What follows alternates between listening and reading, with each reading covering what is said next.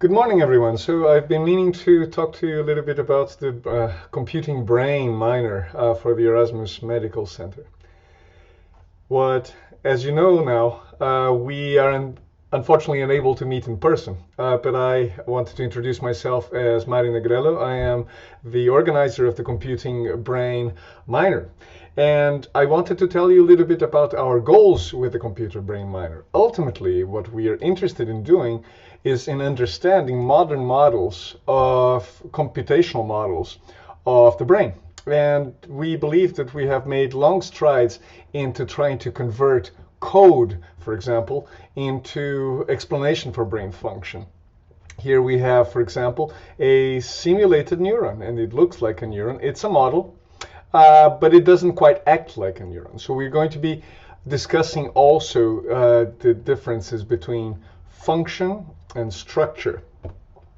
Here we have, for instance, something that resembles a neuron visually. So it's a model of a neuron that captures certain aspects of the neuron.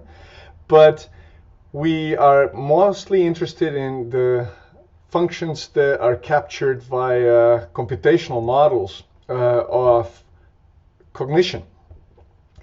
And in the computing brain, we're going to be looking into the brain sciences at large and trying to understand how modern artificial intelligence tools, alongside with computational neuroscience, explain different parts of brain functions such as perception, cognition, memory, retrieval, such as these episodic and procedural memories and so forth and so on. These are the overarching goals of our minor. So here, for instance, we would like to distinguish computational approaches to brain explanation. We would like to describe different kinds of neuronal models. You will find more about models in the course itself. Build a vocabulary of structure and function relationships, which kind of networks do what kind of function, select appropriate models, and so forth and so on, simulate networks of spiking neurons. These are my personal goals for this minor, so I would like to show you the ropes for computational neuroscience. Many of you are going to be starting more or less from scratch, and I would like to be able to bring you up to speed, at least to be able to read critically the scientific literature on brain function. So we have here, I would like to show you the ropes. Right? I would like to leverage understanding. Our focus here is to try to really bring things apart, enable communication between experimentalists and theoreticians, for instance, or between you and a neuroscientist. We would like to, like you just saw, map the planisphere of the brain sciences and then provide resources. And so these goals are going to be also the goals of the other lecturers in the team. So this is a selection of our lecturers. So we have Dr. Aaron Benson Wang, who is a neurophysiologist in the neuroscience department at the Erasmus Medical Center.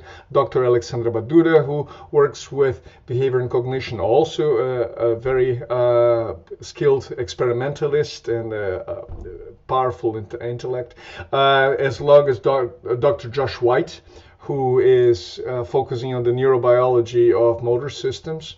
All of these three are colleagues of mine in the Erasmus Medical Center. Dr. Martin Frans, who is now the Vice Dean, he's also going to have a guest appearance in our course, and he's going to tell us a little bit about systems neuroscience. We have a couple of teaching assistants as well that are going to help us along the way, and we might even see more faces, but these are the ones you're going to see most often.